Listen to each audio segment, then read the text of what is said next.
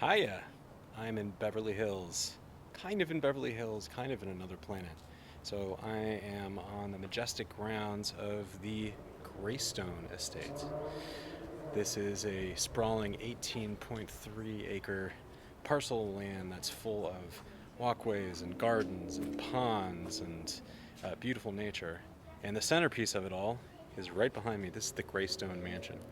This thing has been operated by the city of Beverly Hills as a public park since 1971, but its history goes way back further to the 1920s. So this land was part of the Doheny Empire. Edward Doheny was an oil baron, the first guy that found oil in Los Angeles City, and he became one of the wealthiest people in the country, if not the world.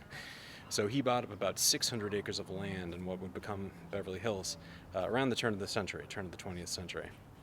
And in 1926, he gave this 18-acre lot to his son Ned for a wedding gift. So the house took about 3 years to build. It cost over $3 million in 1926 money, which is like $50 million today. So in order to build this thing, they hired the architect Gordon Kaufmann, same architect behind the Hoover Dam and the Hollywood Palladium and Scripps College and the Santa Anita racetrack. So he's the kind of guy that you want to hire to design your building if you are trying to go big. It's a mammoth 55-room, 46,000 square foot English-style mansion. It's got some Tudor, but it's got a little bit of everything. You'll see some Greek columns and a lot of Italian Renaissance type stuff. Revival all over the place. When it was built, it had all kinds of outbuildings too. So you had stables for horses, you had a whole greenhouse on the estate. And if you ever got tired of walking around the acres and acres of gardens on the property, you could always head over to the recreation wing, where there was a movie theater, there was a billiard room, there was a secret bar, and there was also a bowling alley inside this mansion. The same bowling alley where Paul Dano gets his head bashed in with a bowling pin in There Will Be Blood. Now that I've segued into some dark stuff, this house has a really sad story attached to it. So it was February of 1929, and Ned Doheny and his family, his wife and 5 kids, had just moved in a few months earlier. Ned was found murdered in one of the guest rooms by his own gun, and his secretary and one of his best friends, Hugh Plunkett, his body was found right nearby.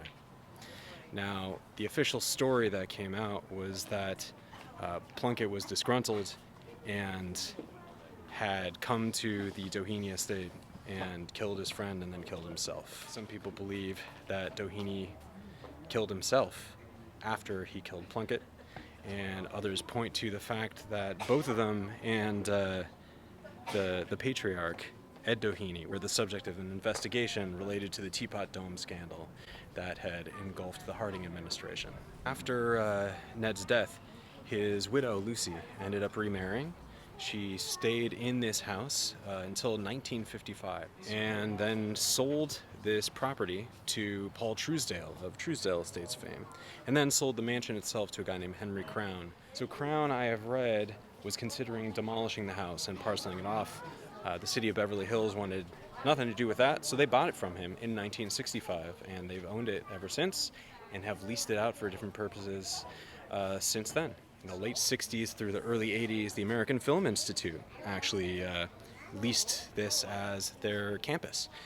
And David Lynch was a student here and made a lot of his student films right here on the grounds. In addition to that, more recently, the upper section was turned into an underground reservoir, and it still provides Beverly Hills with a lot of its water. The parking lot is built over that reservoir now.